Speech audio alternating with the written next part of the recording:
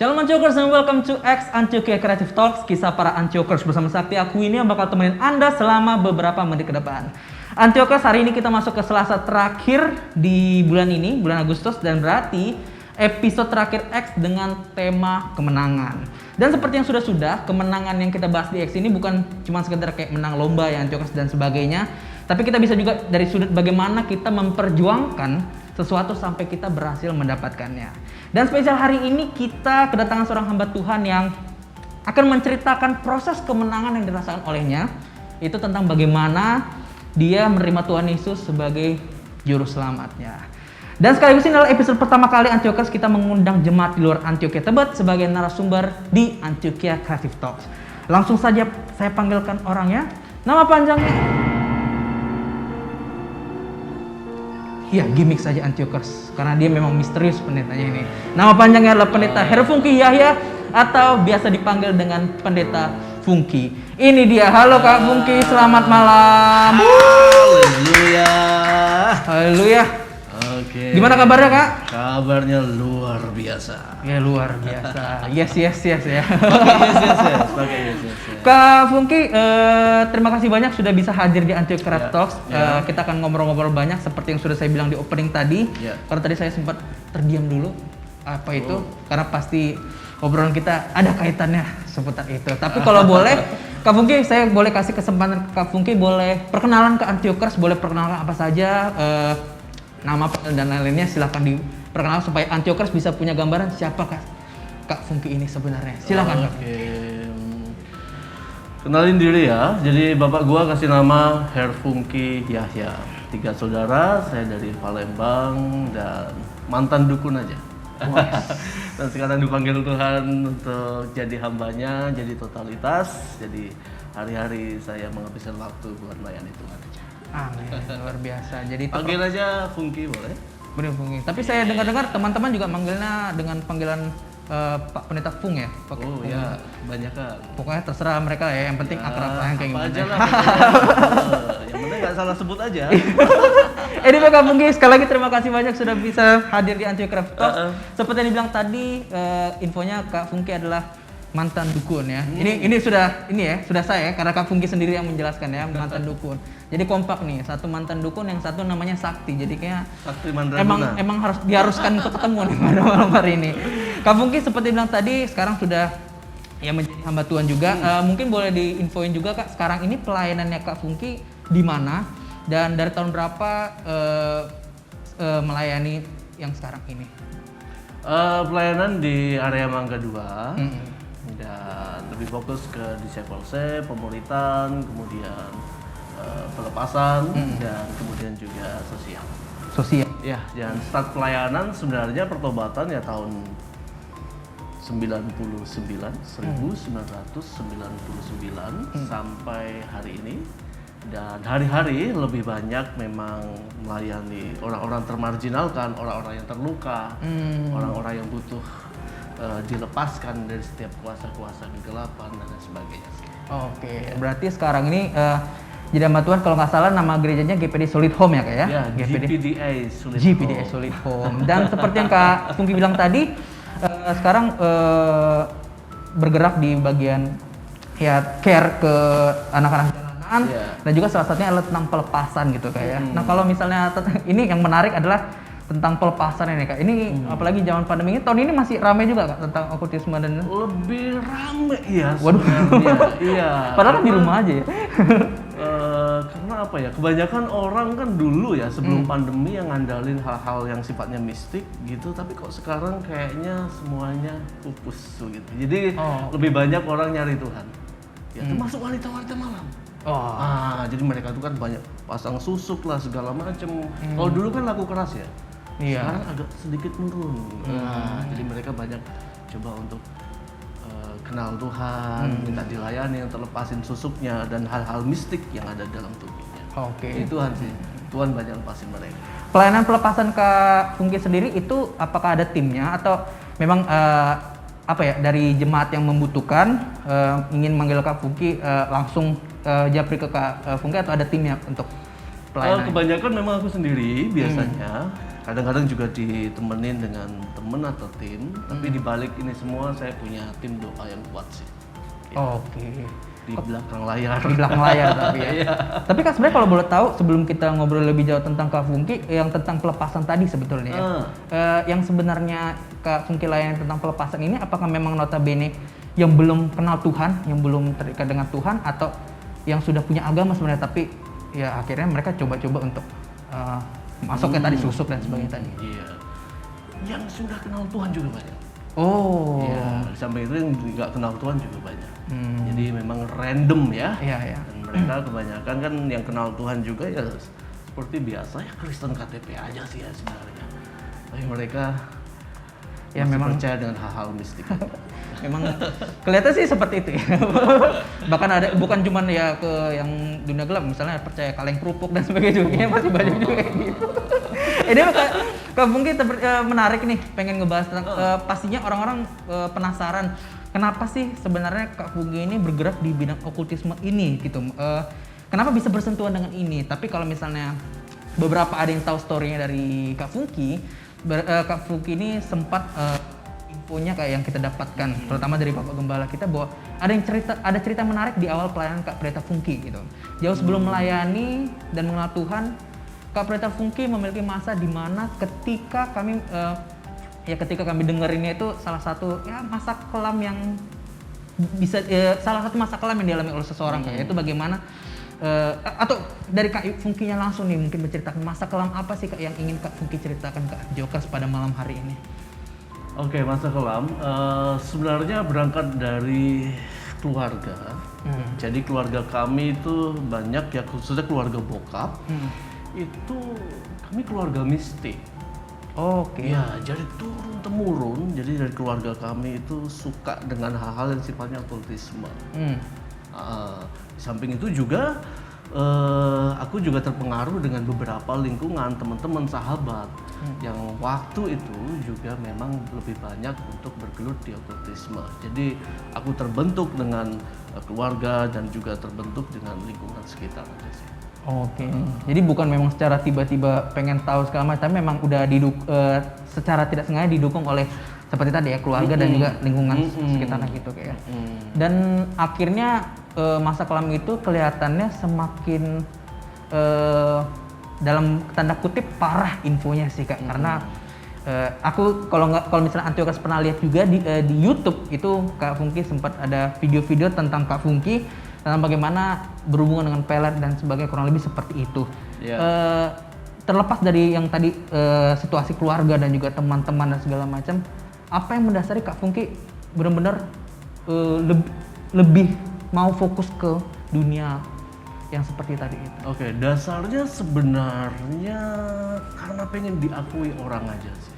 Gimana tuh Kak? Ya, jadi saya tuh terlahir waktu masih kecil itu kan dalam kondisi yang nggak punya confidence yang kuat gitu. Jadi nggak percaya diri.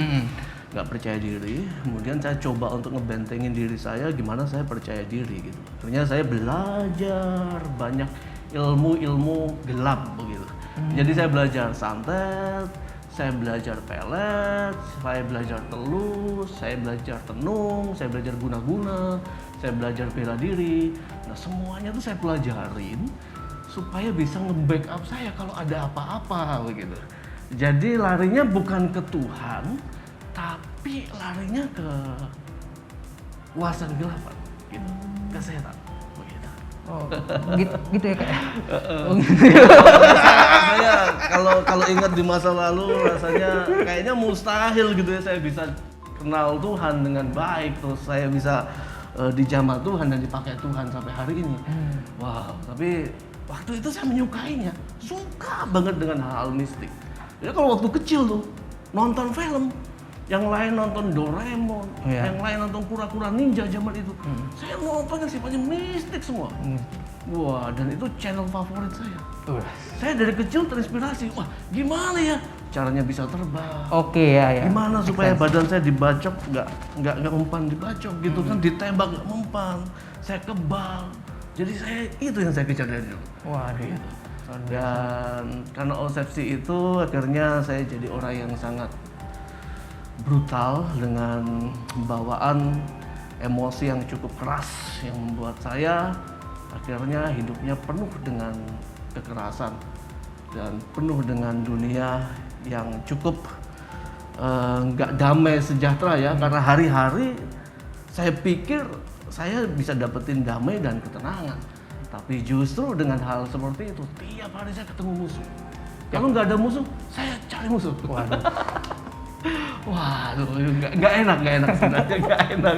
Tapi kalau dipikir-pikir ya itu masuk akal. Makanya ketika Kak Fungki tadi menceritakan tentang bagaimana Kak Fungki ketika menonton ya tontonan-tontonan, ketika dia punya ilmu gelap seperti itu, dia bisa begini sebagainya. Make sense sih Kak, karena jangankan nonton kayak gitu, kita nonton superhero, kita pikir kita bisa punya kuasa gitu, pasti kayaknya keren gitu. Cuman memang kalau kita kan channelnya superhero yang Marvel, DC gitu, mungkin Kak Fungki channelnya yang mana gitu kan. Tapi kalau boleh tahu Kak Fungki dari ya ilmu-ilmu yang sudah Kak Fungki jelaskan tadi, santet, dan sebagainya, titik tersesat yang paling buruk, aku julukinya titik tersesat ya Kak ya, titik tersesat yang paling buruk yang dialami Kak Fungki seperti apa sih? Waktu itu saya setelah belajar bela diri, kemudian saya belajar tenaga dalam dan lain sebagainya, saya belajar pelet, saya tuh pengen belajar supaya ada senjata api atau pistol yang nggak bisa lagi nembus tubuh saya. Dan saat itu saya berpikir gini, apapun ritualnya, apapun yang harus saya bayar, saya bayar. Nah, saat itu saya melakukan ritual yang di luar nalar. Apa ya Pak? Wah, jadi ritualnya adalah saya mesti bersetubuh dengan jin. Kok bingung? itu syarat dari siapa Kak? Ya, jadi saya waktu itu pengen banget gitu. Badan saya ini benar-benar kebal, bukan senjata tajam aja, tapi dengan senjata api. Tapi saya gimana caranya ya? Wah, saya coba untuk banyak belajar. Atau di suatu titik saya harus masuk ke sebuah ritual itu. Saya benar-benar masuk di ritual itu benar-benar di luar nalar ketika saya disuruh masuk ke sebuah ruangan yang cukup gelap. Disuruh masuk sama guru saya, kamu masuk. Saya masuk ya. Saya masuk, saya kaget. Ruangan itu tidak ada cahaya sedikit pun. Oke, benar-benar gelap ya. Gelap.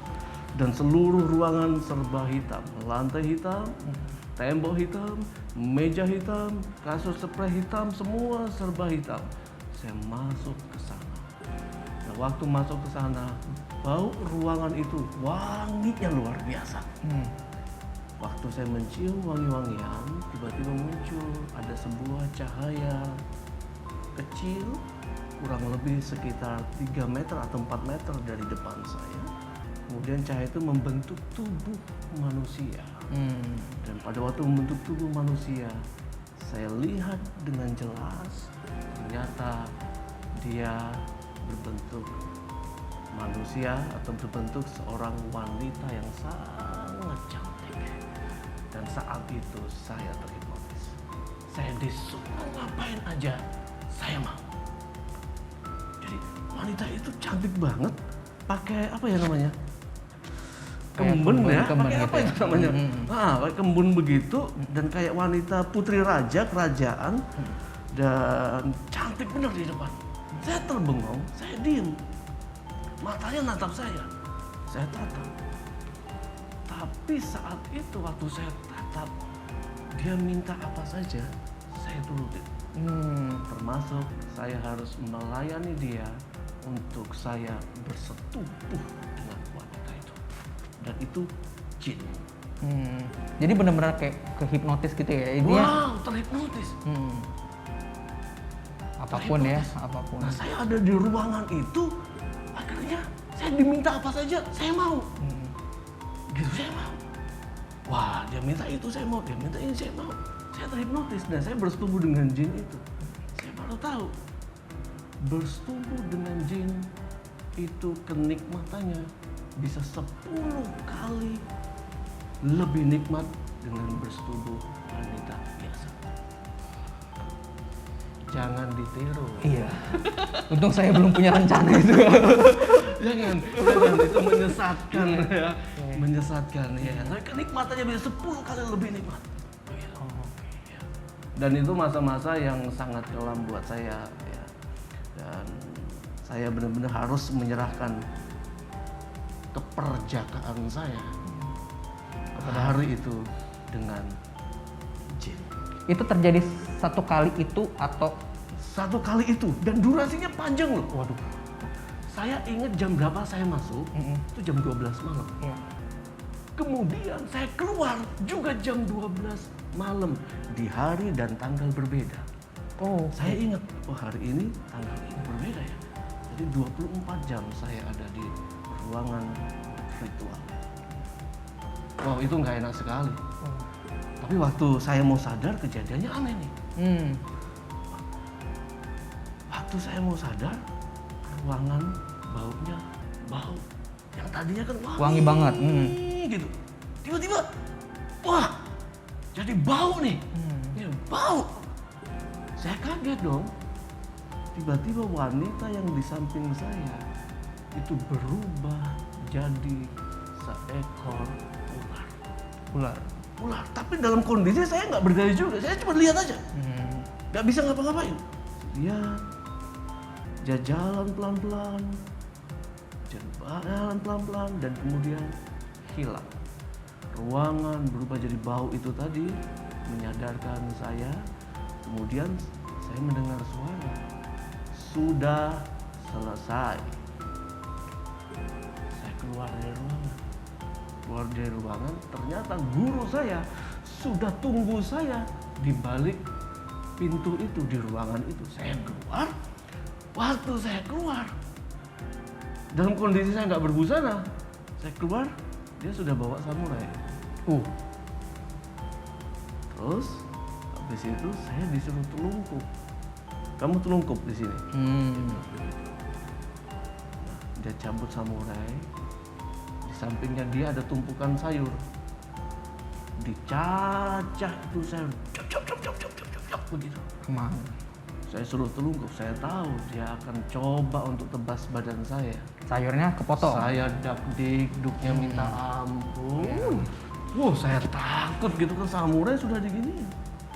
Gitu. Akhirnya tumpukan sayur yang baru ditaruh di punggung saya, dicacah. Jadi badan saya udah kayak talenan. Kayak talenan ya, iya. Udah kayak talenan, guys. Dicacah, jak. Itu jantung saya mau copot tuh. Iya. Ya. Dan badan saya nggak apa-apa. Oh ya, nggak apa-apa.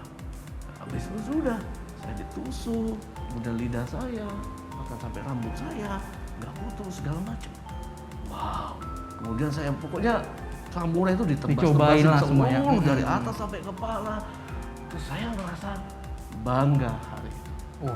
Berarti ritual saya berhasil. Kebanggaan pada saat itu. Tapi kalau untuk sekarang kan penyesalan ya. Iya. Dan itu dicobain ya Kak ya, maksudnya pastinya dengan kekuatan seperti itu dipakai lagi ya. Cuman ada sesuatu yang saat itu saya nggak sadarin. Jadi setelah saya keluar dari ritual kemudian dites begitu, tingkat emosi saya itu bertambah. Iya. Saya jadi seorang yang arogan dan marah. Tapi sebelum itu kan saya belajar ilmu banyak ya. Banyak begitu. Di rumah saya itu, di lemari atau di tempat saya kos-kosan itu jimat semua. Celana saya, badan saya, ikat pinggang saya, semua itu jimat saya. Badan saya itu penuh dengan susuk. Ya. Kemudian di bagian sini saya ditanam besi kuning juga. Jadi banyak sekali tanaman di tubuh. Nah, ditambah dengan ritual terakhir bersetubuh dengan jin itu, ternyata buat saya tambah arogan. Panas gitu. Nggak enak ternyata. Tapi jadi kebanggaan waktu itu. Cari musuh terus. Berapa kali berantem dengan orang yang memakai senjata tajam. Dan itu semua nggak mempan karena udah pede aja. Pede Ya, biasanya mereka pakai senjata tajam juga pede aja. Gitu. Jadi memang sudah terbukti berantem. Saya pikir kan cuma itu aja nih. Kalau itu aja mati nih gue. Itu kan nanti berantem gimana? Tapi berapa kali bentrok, berapa kali juga cari musuh dengan sengaja gitu kan. Karena roh yang ada di sini, spirit yang ada di sini tuh udah nggak baik. Jadi bawaannya tuh pengen cari musuh aja gitu. Ada spirit yang coba untuk cari musuh aja. Tiap hari pengennya berantem. Dan itu ya kalaupun nggak ada yang datang, kita yang cari gitu kan. Iya. Waduh, itu sampai guru di SMA juga. Waduh. Ya guru di SMA juga. Makanya waktu di SMA itu, aduh, lucu lah. Saya sampai nggak naik kelas. Yang lain kan Senin upacara begitu. Upacara bendera. Saya nggak loh, saya bertapa. Wow. Saya cari jimat gitu. Yang lain ngerjain PR gitu. Saya malamnya saya berkelana cari jimat. Cari jimat, cari ilmu, saya puasa segala macam. Berapapun harganya saya coba untuk lakukan. Tapi akhirnya saya di SMA berapa kali saya nggak naik kelas karena saya nggak konsen di sekolah.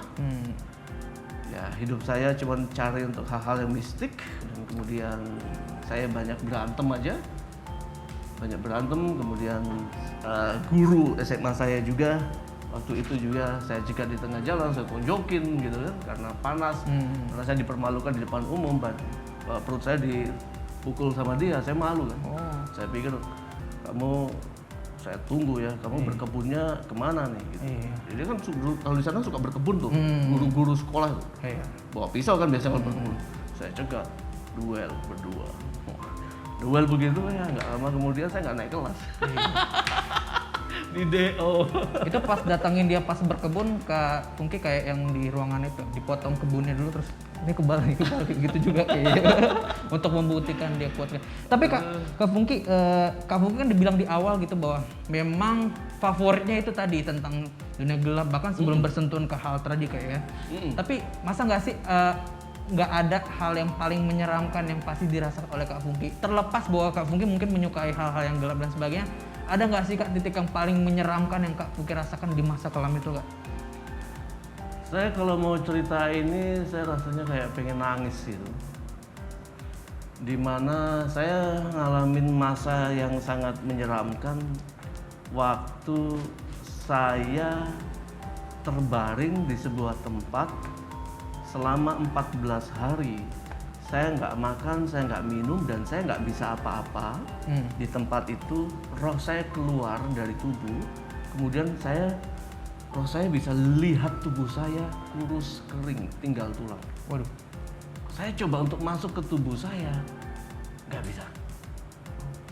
Roh saya menangis, saya minta pertolongan, dan itu nggak tenang banget. Itu adalah masa yang paling menyeramkan, paling menakutkan. Di situ sih. Endingnya saya ketemu Tuhan Yesus secara pribadi. Nanti saya cerita. Ya. di titik apa momen waktu itu Kak Pungki yang kejadian itu apa yang mengawali kejadian yang tadi Kak Pungki cerita? Wah, begini. Saya kan belajar 5 ilmu gelap, jadi teluh, tenung, santet, pelet, guna-guna. Oke. Ya. Tapi saya waktu itu bertobat akhir baliknya karena pas pelet seorang wanita. Gitu. Nah jadi waktu itu saya di SMA dikenal sebagai Raja Pelet lah, karena saya disukai oleh banyak orang ya. Oke. Banyak orang. Jadi kalau ibu-ibu jualan di kantin, kalau misalnya Pungki mau datang ke kantin, ibu itu senang banget. Kenapa? Kalau Pungki ke kantin situ, itu cewek banyak ngikutin. Wah, ramai, jadi kantinnya laris gitu kan. Jadi ibu-ibu kantin kadang suka booking duluan. Booking maksudnya gini, mungkin nanti istirahat di kantin saya ya, mungkin nanti istirahat. Soalnya kalau saya datang, jadi lari. Cewek banyak yang datang ikut. Nah, saya belajar penghasilan, saya belajar pelet dan lain sebagainya. Nah, yang membuat saya waktu itu masuk ke akil balik itu gara-gara gini. Pelet anak pendeta, tapi nggak mempan. Itu dia. Berani-beraninya sih lo. Jadi gara-garanya tuh pelet anak pendeta tapi nggak mempan. Oke Kak. Saya waktu itu pede dong. Semua cewek kan kita pelet ya. Kita pelet dan mesti yang cantik. Mesti yang cantik. Kalau yang jelek-jelek jangan. Sebenarnya tidak ada wanita yang jelek. Mungkin selera yang jelek. Katanya kalau bilang jelek, boleh aja. Menghina sang pencipta ya. Ya. Gimana? Jadi ceritanya sebenarnya ada seorang anak Tuhan yang dipakai Tuhan terlebih dahulu. Dia sebenarnya nggak punya banyak talenta untuk ada di gereja lokalnya dia. Dia tuh cuma seorang pendong aja dan pelayan kolektan gitu ya. Dia suaranya fals kalau nyanyi, gitu kan. Dia nggak punya skill banyak di gereja, tapi dia pendoa. Pendoa, duduknya selalu di belakang. Ibu-ibu gitu, duduknya selalu di belakang. Nah saya waktu itu, waktu saya pulang dari SMA, saya jalan kaki, ya kan saya menuju kos-kosan saya. Di perempatan jalan ada ibu-ibu bilang ini, sini mampir, katanya. Saya nggak tahu kalau waktu itu ibu itu dipakai Tuhan untuk jadi perpanjangan tangannya Tuhan. Dia cuma bilang gini, sini mampir, dia bilang begitu. Terus roh saya kayak tertarik gitu, mampir. Kayak ditarik gitu dan akhirnya saya mampir. Nah dia tuh kayak jualan gorengan, jualan kopi-kopi, snack-snack kecil gitu yang disukai oleh anak-anak sekolah. Jadi saya mampir ke situ, dengan lemah lembut dia ngomong sama saya. Dia ngomong begini, kamu kalau siang mampir aja ke sini. Kalau mau makan, makan saja, itu ibu punya banyak makanan. Saya baru kenal. Makanan kalau di sana kan beli. Tapi dia bilang kalau mau makan setiap hari juga nggak apa-apa di rumah ibu. Terus saya lihat di atas pintunya dia ada tulisan, kasihilah apa? Sama manusia. Tuhan Alamu dengan segenap hatimu. Dengan segenap hatimu, gitu kan. Terus aku lihat, wow, ini ayat keren. Ini orang Kristen punya. Dan mulai hari itu everyday saya main ke situ. Langsung dia bilang begini, Pungki, kamu mau nggak kalau hari Minggu kamu ikut saya? Terus aku tanya dong, ibu mau kemana bu? Ikut saya ke gereja. Ke gereja bu? Iya ke gereja. Dalam hati, oh iya, di gereja ceweknya pasti anciang-anciang, cantik-cantik maksudnya. Gitu, wah ini jadi sasaran buat dipelet begitu. Nah, saya pergi gereja. Saya pergi gereja sama ibu itu, pakai mobilnya dia. Kemudian waktu itu saya dengan senang hati. Tapi waktu mau masuk gereja, saya mental. Gak bisa masuk. Tidak bisa masuk ke dalam gereja atau emang panas? Oh, ya. Jadi saya waktu diajak sama ibu duduknya kan di belakang. Ya, misalnya di ruangan belakang begitu, dia nggak duduk di depan. Waktu saya masuk pintu, panas badan saya. Saya bilang sama ibu itu, sama suaminya juga, sama si bapak, bu, saya nggak bisa masuk. Tapi saya nggak bilang panas. Nggak bisa, saya nggak tenang. Ayo masuk. Enggak. Saya nggak bisa masuk, kenapa? Karena badan saya ini kan tanaman semua. iya. Ya, tanaman semua, jimat, susuk segala macam. Kemudian di sini saya kan banyak jimat. Akhirnya saya duduk di luar, tapi pintu masuknya kan dibuka, tembus dengan mimbar dong. Iya. Gitu. Nah, jadi sepanjang ibadah meskipun saya di luar, saya bisa lihat itu pendeta khotbah. Karena pendetanya Manado, waktu itu saya bingung. Dia khotbah begini. Saudara-saudara, saya merasakan di sini ada yang pegang opo-opo, dia bilang. Gue nggak ngerti opo-opo itu apa kan, ya kan, nggak ngerti. Tapi saya bisa merasakan itu kayak nyerang saya. Kesini-sini saya mulai ngerti. Opo-opo itu jimat, gitu. Opo-opo itu jimat. Dia bilang di sini ada yang pegang opo-opo, dia bilang. Saya pikir saya kayak diserang, tapi sambil melirik saya lihat ke dalam ada seorang wanita yang cantik sekali memainkan keyboard. Saya hari itu nggak ngerti kalau itu anak pendeta itu yang khotbah. Gua nggak ngerti pokoknya. Gua pikir wah itu cantik nih cewek. Yang ada pikiran gua kan cuma pelet begitu. Gua melet orang bukan untuk nikahin ya. Melet orang juga bukan dasarnya cinta, enggak. Tapi karena pengen diakui aja. Nah, hitam jelek begini yang penting ceweknya banyak. Nah, gitu kan. Jadi gue lihat, udah cantik banget nih. Wah, cantik. Habis itu udah seneng dong. Bertanya dong orang yang di luar namanya siapa. Biasa kalau mau pelet kan kalau bisa tahu namanya dong. Oh, gitu. Iya, ada yang tahu nama, tahu tanggal lahir kan gitu kan, harinya hari apa kan ada yang begitu kan. Kalau saya nama aja cuy. Saya Saya tanya, namanya siapa? Sama orang yang di pinggir, yang di waktu itu waktu keluar. Dia bilang ini, namanya Selfie. Selfie? Iya. Pendeta khotbah, gua baca mantra. Siap. Saya baca mantra. Ibadah terus berlangsung, gua baca mantra. Dalam hati, lu keluar, pemain keyboard, si cantik jelita, kamu keluar dari ruangan. Gua kasih salaman. Pasti hari itu, detik itu, atau hari ini nih, ya hari ini nih, kamu pasti kena. Karena aku belum pernah gagal ya, belum pernah gagal. Belum pernah gagal pelet orang, belum pernah gitu kan, belum pernah gagal, belum pernah, sekalipun belum pernah gagal. Gitu, pasti kena. Namanya Selfie, wah cantik. Udah, selesai tuh ya, dia selesai ibadah, semua keluar.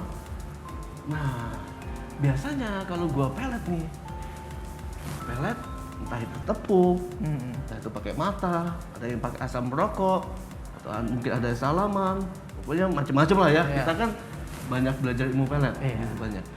Nah itu biasanya mukanya langsung merah, merona, kemudian birahinya saat itu juga naik, hasratnya birahinya naik, dan dia nggak bisa lupain kita. Malamnya nggak bisa tidur biasanya. Jadi ciri-ciri orang di pelet nggak bisa tidur, gelisah, terbayang-bayang, nggak konsen kerja, nggak konsen kuliah, nggak kerja, nggak konsen apapun juga. Yang ada dalam pikiran cuma kita aja. Ingat dengan wajah kita aja gitu. Linglung kadang-kadang, gitu. Dan kadang-kadang emosinya suka naik sendiri gitu kan. Omongan orang mau A, B, C, D dia nggak mau dengar gitu. Jadi dia fokus aja ingatannya dengan kita yang pelet. Dia keluar gua tungguin. Cantik banget dia keluar gitu kan. Biasanya gua dulu yang mulai kan salaman gitu kan. Udah bacain gitu.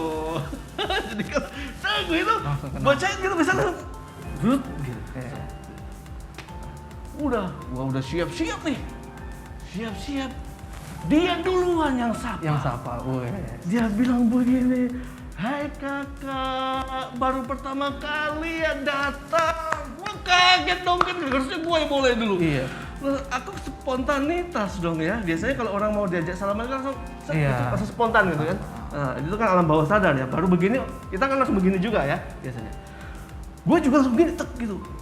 Dan biasanya kayak ada energi yang masuk ke tubuh dia, begitu memerah. Dan saat itu hitungan detik aja. Dia lumpuh dalam hal kesadarannya dia, kemudian tertarik sama kita. Tapi hari itu kejadiannya aneh. Pegang tangan, tak begini, dia malah nanya, "Tinggal di mana kak? Sama siapa kesini?"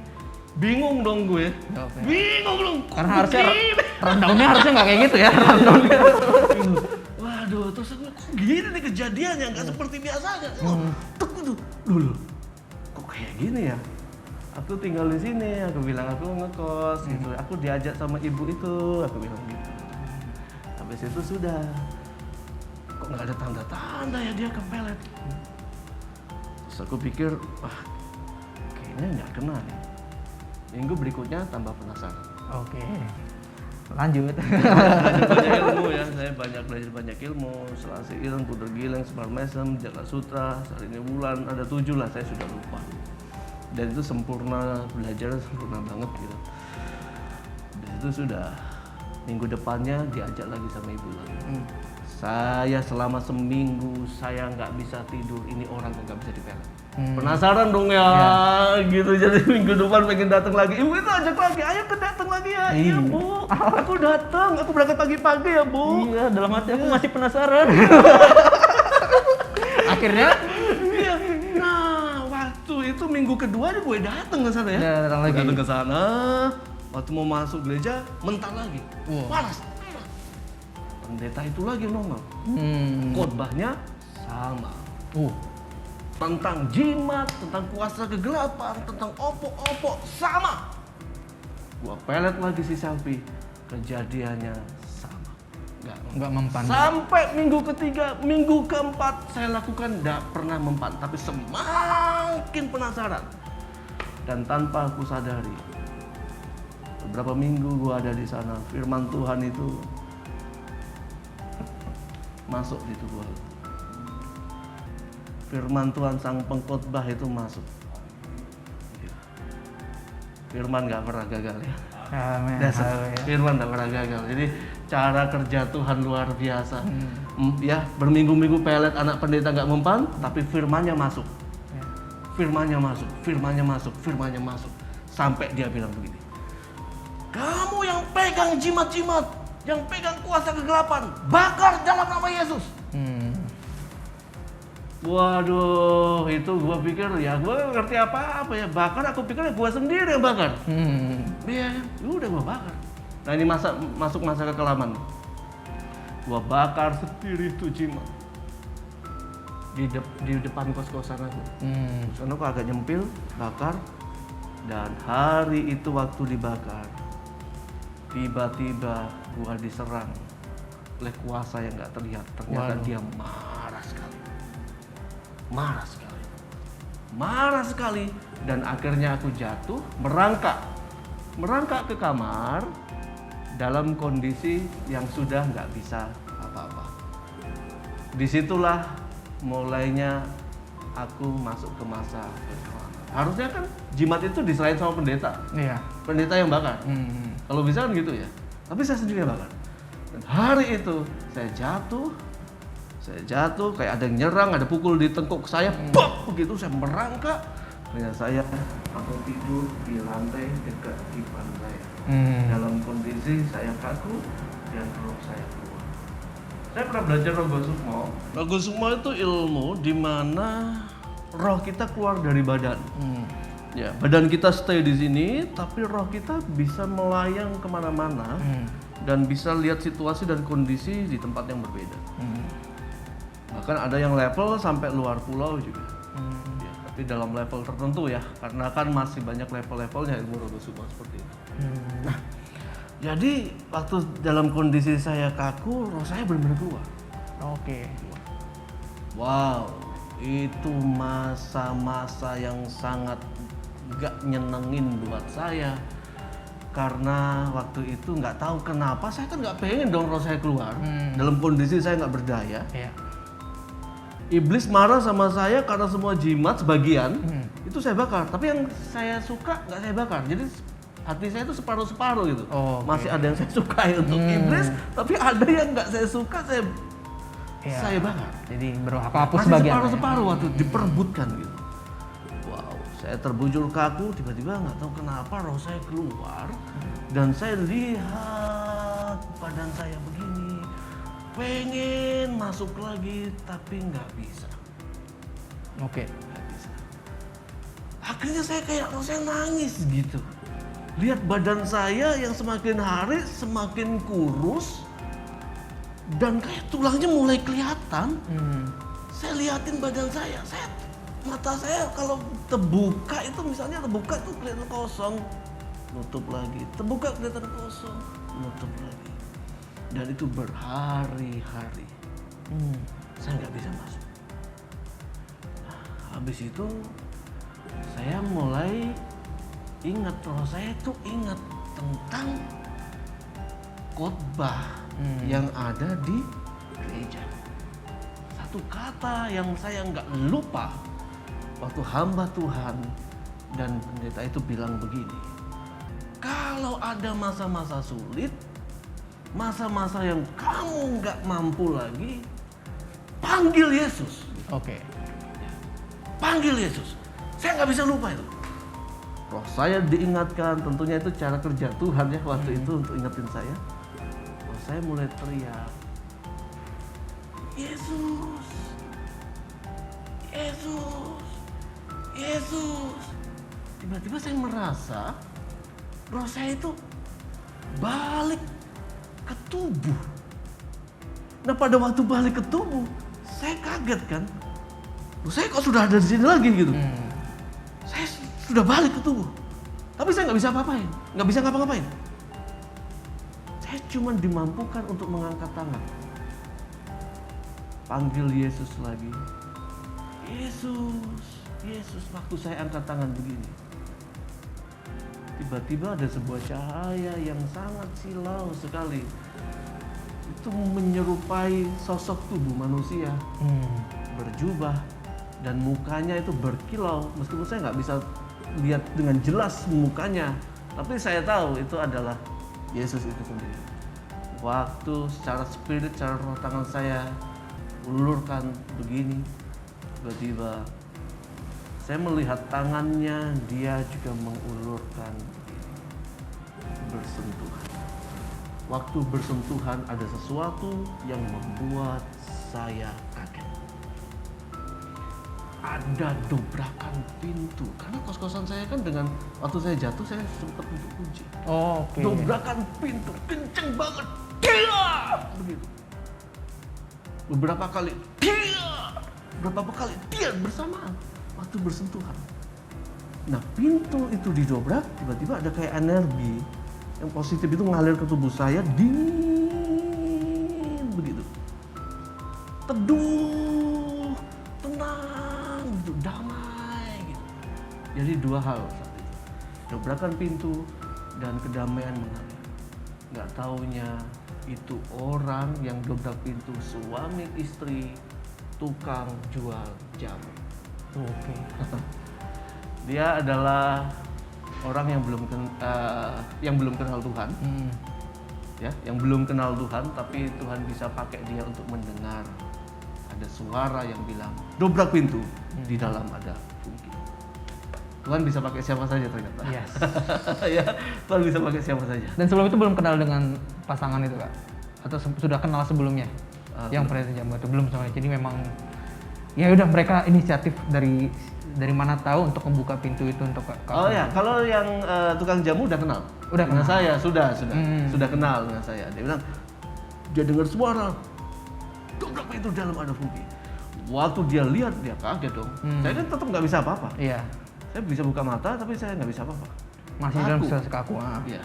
Habis itu dia lihat saya, mulut saya nggak bisa dibuka, nggak bisa dibuka. Akhirnya dia congkel, dibantu pakai sendok atau apa, dicongkel begini. Akhirnya dia kasih itu air di mulut saya, dipaksa loh, dipaksa. Terus saya ngerasa sini saya adem begitu, dalam kondisi yang lemah, nggak bisa apa-apa. Akhirnya apa yang terjadi? Saya dirawat sama dia.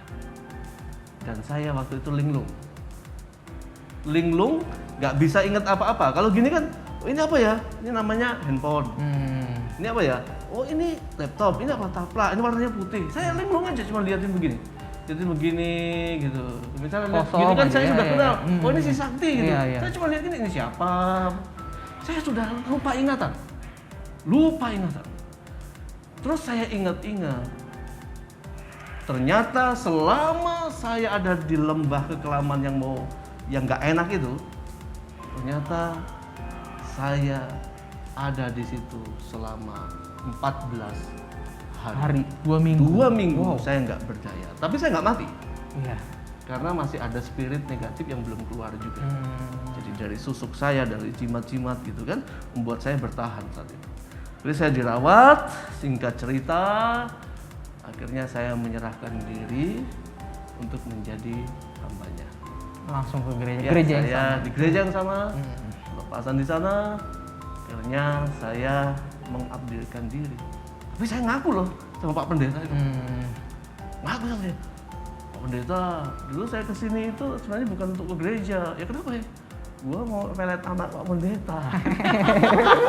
Terus gimana? Kamu nih. Iya, tapi itu si om baiknya luar biasa. Dia sayang banget, dia peluk saya. Every day saya ke gereja mulai hari. Oke. Dan tidak ada panas yang seperti sebelumnya. Setelah didoakan khusus. Setelah doa sudah tidak ada lagi ya. Iya, itu dasar banget. Jadi masa menyeramkan ya pada waktu saya nggak bisa balik ke tubuh saya. Oke. Itu paling nggak enak itu. Saya kayak roh saya dibawa kemana-mana dan itu nggak ada damai.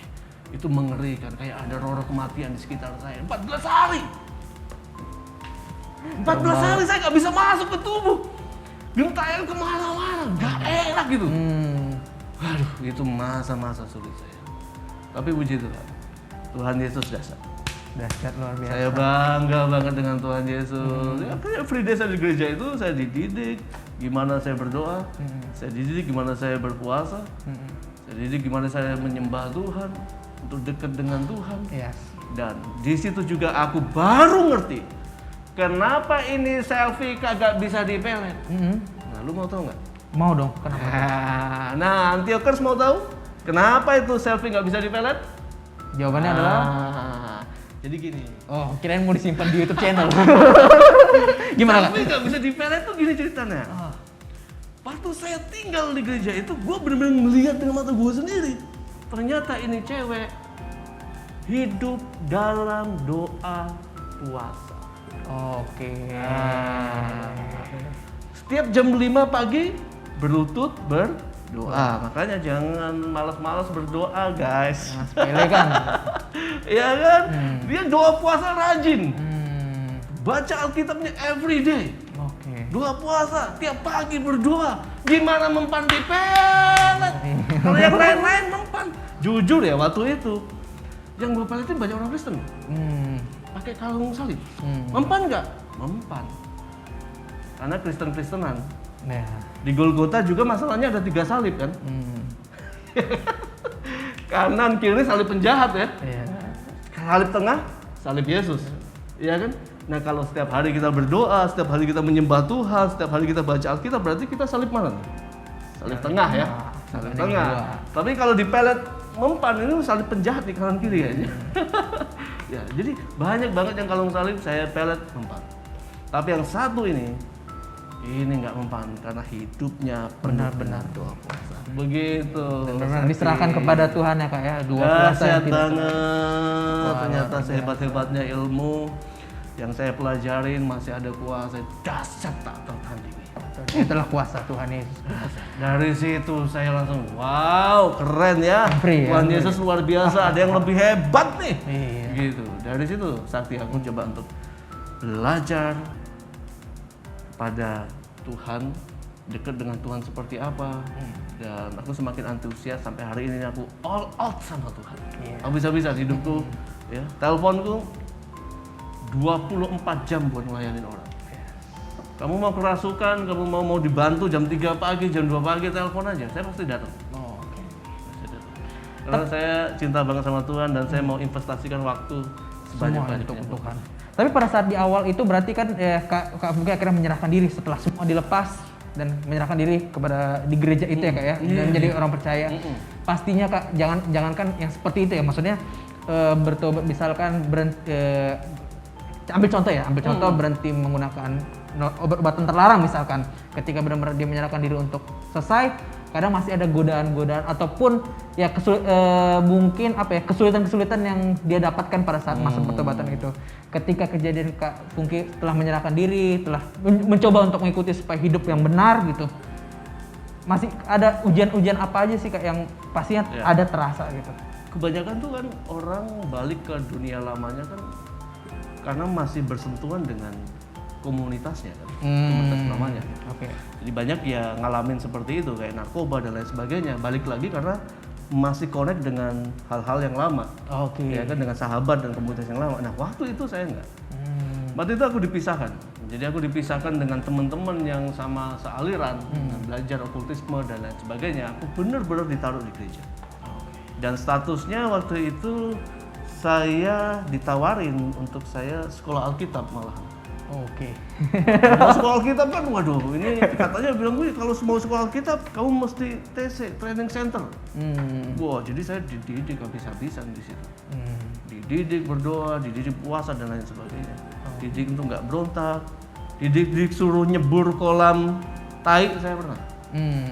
Bubur tai di selokan saya pernah. Sampai saya diajar untuk menghamba sih. Dan kondisi yang arogan, emosional, tapi hari-hari itu saya dibentuk sama Tuhan untuk punya submisi dan penundukan diri yang kuat. Ya, luar biasa. Saya lakukan itu dan Tuhan mampukan sih, karena saya belajar untuk mencintai Tuhan. Yes. Dan bagaimana Kak tanggapannya? Berarti karena Kak Fungki bilang tadi, salah satu caranya adalah melepaskan komunitas-komunitas yang mungkin bisa membawa kita ke kehidupan lama kita gitu. Nah, setelah pertobatan itu, gimana sih Kak perbedaan tanggapan dari keluarga ataupun teman-teman sekitar gitu dari sebelum bertobat dan akhirnya setelah bertobat, perbedaannya kayak gimana? Kalau teman-teman kaget, dengar nih Fungki mau jadi pendeta. Masa katanya gitu. Kaget gitu, masa sih?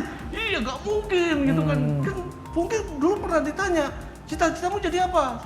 Fungki selalu jawab gini, kalau yang lain jadi presiden, yang lain jadi gubernur atau segala macam. Fungki selalu jawab begini, gua cita-citanya pengen jadi dukun. Gitu. Jadi teman-teman gua semua tahu kalau Fungki pengen jadi dukun. Tapi hari itu mereka semua dengar, aku mau jadi pendeta. Mereka semua kaget, tapi yang nggak enakan mama, nggak ngenakin tuh mama. Mama saya pada waktu saya memutuskan diri untuk jadi hamba Tuhan, mama saya bilang, kamu mau makan apa? Jadi pendeta, mau makan batu kah? Hari itu saya waktu pulang ke rumah sempat diusir. Saya tinggal di hutan loh. Nah waktu itu sebelum aktif di gereja ya. Iya. Ya, sempat deketin mama segala macem gitu kan. Saya ada rencana begini-begini untuk jadi hamba Tuhan. Saya diusir. Saya pergi ke hutan. Mama saya nggak suka. Mama saya nggak suka dan saya ditemenin Dogi, anjing saya yang namanya Kemon. Iya. Kemon. Jadi Kemon nemenin saya everyday di pinggir sungai di hutan. Bingung kan mau makan apa gitu kan. Ya sudah. Saya belajar tuh, wah ada buah-buahan, ada apa di hutan itu ambil aja makan. Kemudian cari ikan, cari apa segala macam, makan aja dengan hasil hutan yang ada. Tapi lama-lama Tuhan ingetin gue, udah 1 minggu gue begini terus di hutan, nggak enak kan? Tuhan bilang, balik. Disuruh balik, ada dorongan gitu ya maksudnya. Balik ke rumah. Oke. Terus aku berpikir, kalau gue balik ke rumah gimana ya? Mama kan marah, marah besar mama. Waduh, pokoknya saya ditolak habis-habisan.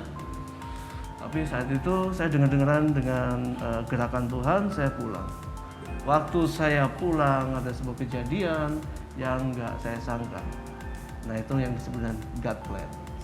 Aku pikir mama saya marah. Tapi waktu saya pulang, mama saya lihat saya dan nangis. Waktu mama nangis, saya juga ikut nangis. Saya tetap ditemenin anjing kan. Anjing saya itu waktu bersedih, saya ada di hutan juga nangis. Anjing kan perasaannya luar biasa, tahu loh saya bersedih. Saya tiap hari tidurnya sama dia di samping saya, jaga kalau ada lilitan ular atau apa gitu. Tapi itu tuh anjing saya happy banget pulang ke rumah. Saya pulang ke rumah, mama saya nangis. Terus saya pikir, wow mama bisa nangis begitu. Mama deketin saya dipeluk. Waktu saya dipeluk begini, mama bilang maafin saya. Saya bilang, saya juga maafin saya, maaf. Saya dipeluk, ngobrol, dan saya dapat izin untuk saya menyerahkan diri secara total jadi hambanya dan jadi pendeta sampai hari ini. God plan, Tuhan luar biasa bukannya. Mama saya support sampai hari ini luar biasa, bahkan sampai saya awal-awal bertobat itu rumah kami dipakai buat persekutuan doa. Jadi rumah saya dipakai untuk buat. Wah ini keren banget nih sih kak. Saya ini sebenarnya udah ada video-videonya ya di YouTube ya kak ya. Tapi kalau misalnya lebih tahu detail, ini benar-benar detail yang saya sempat sebenarnya nggak ketemu di video-video kakak yang sebelumnya. Berarti ini lengkap ya. Jadi tolong saksikan video ini. Supaya kak Fungki kita udah ngobrol banyak nih kak. Jadi kita tahu. Jadi sebenarnya Antiochus juga tidak hanya tahu tentang ceritanya Kak Fungki dari gimana susah-susahnya dari Kak Fungki, tapi juga tahu bahwa teknik-teknik yang dialami oleh orang-orang yang menggunakan pelet dan ilmu sebagainya seperti apa juga Kak Fungki juga jelaskan tadi. Jadi banyak sebenarnya hal-hal yang kita tahu gitu kayak apalagi tadi tentang doa puasa. Jadi salah satu trik untuk menghindari itu adalah doa puasa dan sebagainya. Sebelum kita mengakhiri Kak, aku ada satu pertanyaan yang pengen aku tanya gitu Kak. Sekolah Alkitab ingin menjadi pendeta dan akhirnya menjadi gembala. Itu prosesnya seperti apa Kak? Wow, luar biasa. Saya lebih berbenturan bermasalah di emosi. Oke. Iya, saya punya sakit emosi sebenarnya. Punya sakit emosi berlatar belakang dari teman saya yang dibunuh oleh orang waktu itu. Oh, oke. Ya kan, tapi saya juga dendam, kemudian saya cari pembunuhnya sampai hari ini nggak ketahuan. Jadi saya tuh berangkat dari banyak luka sebenarnya. Jadi produk masa lalu saya banyak luka sampai ya di sekolah Alkitab pun saya ngalamin banyak pemulihan.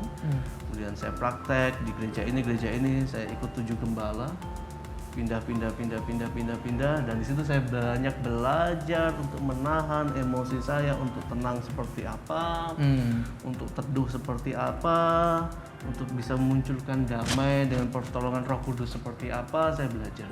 Belajar pada waktu dibentak-bentak, saya tetap sabar. Belajar difitnah, belajar ditusuk dari belakang, saya tetap tenang. Saya nggak membalas, dan ini pergumulan cukup berat buat saya. Karena saya berangkat dari produk masa lalu yang sangat keras di jalan.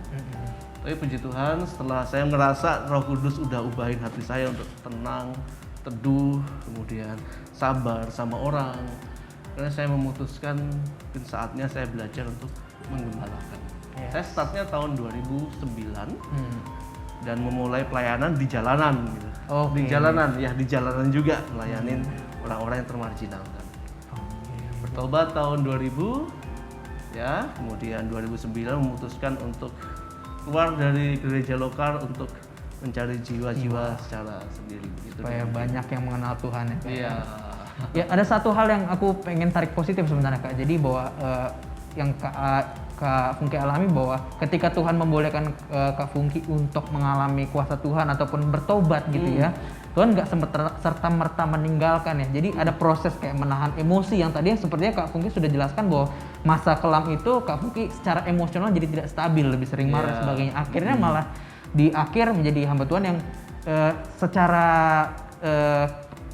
dibantukan oleh Tuhan menahan emosi dan sebagainya gitu kayak. Jadi memang ketika Tuhan membolehkan kita untuk bertobat, Dia tidak meninggalkan kita, tetap jaga kita sampai benar-benar lebih matang, bener ya Kak? Yes, Tuhan tidak pernah tinggalin. Luar biasa. Sampai saya ngalamin banyak gelombang, tapi saya yakin bahwa dari kejadian-kejadian yang pernah saya alamin, di situ saya lihat dengan mata saya sendiri. Tuhan izinkan semua masalah terjadi dan Tuhan izinkan supaya saya melihat bahwa di masalah itu ada Tuhan. Ada rencana Tuhan. Rencana Tuhan nggak pernah gagal ya? Nggak pernah gagal. Saya masih ingat ayat yang keren banget. Waktu si ini Ayub bilang di pasal 42 ayat 2 tuh. Dia bilang begini. Aku tahu bahwa engkau sanggup melakukan segala sesuatu dan tidak ada rencanamu yang gagal. Aku tahu bahwa engkau sanggup melakukan segala sesuatu dan tidak ada rencanamu yang gagal. Itu God plan. Dan itu benar-benar terjadi. Direncanakan dari awal saya untuk jadi hambanya dan sampai hari ini nggak pernah gagal rancangan Tuhan itu. Yes. Keren banget. Haleluya. Luar biasa. Sekarang saya cinta Tuhan dan mati-matian buat Tuhan Yesus ini. Terus mau pakai sampai Tuhan memanggil lah Kak ya. Iya. Kak Fungki, terima kasih banyak. Kita sebelum menutup kita selalu kasih ke narasumber kita terlepas dari Kak Fungki dari luar Antioquia sebuah closing statement Kak, sesi closing statement. Jadi kita pengen banget dari sisi ini apa sih Kak Fungki pengen bagikan ke Antioquers dari apa yang kita obrol pada hari ini. Banyak sekali tapi dalam narasi yang singkat, padat dan jelas, apa yang ingin Kak Fungki sampaikan dari apa yang kita obroli. Silakan Kak Fungki. Oke, buat Antioquers dan semuanya, seorang wanita yang namanya Selvi tadi nggak bisa dipelet karena dia dekat dengan Tuhannya. Jadi saya cuma mau bilang begini, kalau kamu nggak dekat dengan Tuhan, maka kamu akan dekat dengan yang lain. Itu kenapa kamu harus dekat dengan Tuhan. Kita nggak bisa mengabdi dengan dua tuan. Jadi dekatlah sama Tuhan supaya kamu nggak dekat dengan yang lain. Yang lain itu banyak. Berhala kita, semua, uang kita, sibukan kita dan lain sebagainya. Tapi sesibuk apapun juga, tetaplah dekat dengan Tuhan. Karena ketenangan cuma ada di dekat Tuhan.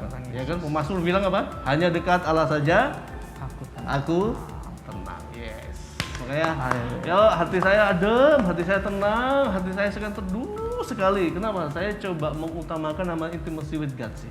Ketenangan, kedekatan, keintiman dengan Tuhan menjadi bagian yang utama buat hidup saya. Waktu saya dekat dengan Tuhan, kok damai. Yang lain berantem, yang lain marah-marah, ya kan, papa sama anak berantem, semua pada berantem, ya kan, lagi berantem dan kondisi yang kayak gini gitu kan, cekcok, cerai segala macam. Saya belajar untuk tetap tenang, tetap teduh. Tapi saya nggak mampu sebenarnya. Tapi waktu saya dekat dengan Tuhan, saya dimampukan untuk tenang, teduh, damai, begitu. Karena dalam diri saya ada Tuhan. Yuk, taruh Tuhan di hati Antioquers dan seluruhnya supaya kedamaian dan ketenangan menyelimuti kita setiap hari. Amin. Haleluya. Tepuk tangan dulu dong buat Kak Fungki. Ya, dan juga ya, jangan main kuasa-kuasa kegelapan. Oh iya. Ya, nanti kalau ada yang suka masih main jimat-jimat kuasa kegelapan ya, Ya kontak-kontak kita aja, yang mau pelepasan, mau apa nggak apa-apa, kontak-kontak saya aja. Telepon saya 24 jam. Siap. Nanti di kontak aja, nanti kontak personnya akan kita bagikan. Iya. Kak Funky, sebelum kita menutup program ini, saya percaya dan saya tahu, kita tahu juga tadi Kak Funky cerita menjadi gembala di GPDI Solid ya. Solid Home, ya. Dan tapi di akhir sesi ini izinkan saya Kak untuk mendoakan program kita pada malam hari ini, dan izinkan saya juga mendoakan Kak Funky dan pelayanannya semuanya, dan juga kita mendoakan Antiokers yang sudah menangkan pada malam hari ini. Mari Antiokers, kita bersatu di dalam doa. Bapak kami yang baik, terima kasih Tuhan untuk segala berkat-Mu. Kami ucap syukur kami boleh berkumpul pada malam hari ini. Ini semua karena kemurahan dan kebaikan Tuhan. Bapak di sorga, kami telah ngobrol-ngobrol bersama Pendeta Herfunky Yahya Tuhan, bagaimana dia menceritakan pengalamannya Tuhan, terutama dalam hal Tuhan pelet dan sebagainya. Kami tahu ada sesuatu berkat yang Kau ingin bagikan Tuhan melalui apa yang disampaikan oleh Kak Funky. Dan biarlah Tuhan ini boleh sampai ke pendengar kami dan boleh menjadi berkat bagi siapapun mendengarkan, terutama ini boleh menjadi hormat kemuliaan nama Tuhan saja. Kami berdoa untuk Kak Funky dan pelayannya Tuhan, apapun ini jalani dalam pekerjaannya, kami serahkan semua ke dalam tangan-Mu. Kami percaya semua apa yang dikerjakan dapat berhasil dan boleh mendapatkan jiwa semakin lebih banyak lagi Tuhan untuk boleh dekat kepada Tuhan. Kami berdoa untuk Antiokers yang telah mendengarkan pada malam hari ini. Kami percaya sepanjang hari ini kami telah melakukan banyak aktivitas yang kami lakukan dengan sangat luar biasa, dan biarlah kami boleh beristirahat dengan malam hari dengan nyenyak, dan besok kembali boleh bangun dengan stamina dan semangat yang baru daripada Tuhan. Berdoa juga untuk tim yang telah membantu program X pada malam hari ini. Berkati kami dalam setiap pelayanan kami selanjutnya. Terima kasih Tuhan, kami serahkan semua ke dalam tangan-Mu. Di dalam nama Tuhan Yesus Kristus kami tetap berdoa. Haleluya. Amin. Kak Funky, saya izin tos Kak Funky tadi. Terima kasih banyak Kak. Terima kasih sama-sama. Semoga bisa jadi berkat tempat lain. Jadi saya yakin program kita ini walaupun dari luar Antioquia, kita tahu pasti ada hal yang bisa menginspirasi Antiokers, bisa menjadi berkat bagi yang mendengarkan. Terima kasih Kak Funky, sampai ketemu lagi. Tuhan Yesus memberkati. Haleluya. Ya Antiokers, itu dia tadi obrolan kita bersama Pendeta Herfunky Yahya. Semoga ini bisa menjadi inspirasi, menjadi berkat bagi siapapun yang mendengarkan. Dan kita akan mendengarkan pengumuman kita sepanjang minggu ini. Di hari Kamis ada streaming doa melalui YouTube channel GPDI Tebat jam 6:30 malam. Renungan Rohani Get hadir setiap hari di Instagram dan Facebook GPDI Tebat. Dan ibadah raya kita di hari Minggu, di ibadah pertama pukul 8 dengan menggunakan streaming YouTube channel GPDI Tebat, dan juga ibadah kedua pukul 11 siang. Dan pastinya program kita Antioquia Creative Talks hadir setiap hari Selasa pukul 8 malam. Terima kasih banyak untuk Antiokers sudah mendengarkan. Kalau misalnya ada usul narasumber atau usul yang lainnya, bisa sertakan di komen di bawah. Dan jangan lupa juga untuk like, share, dan subscribe channel ini dengan cara klik tombol subscribe. Kalau gitu, salam sehat selalu Antiokers dimanapun berada. Patuhi protokol kesehatan yang ada, dan sampai jumpa di podcast berikutnya. Kalau gitu, saya Tiago Ninsa. Thank you so much for listening. God bless you all and bye.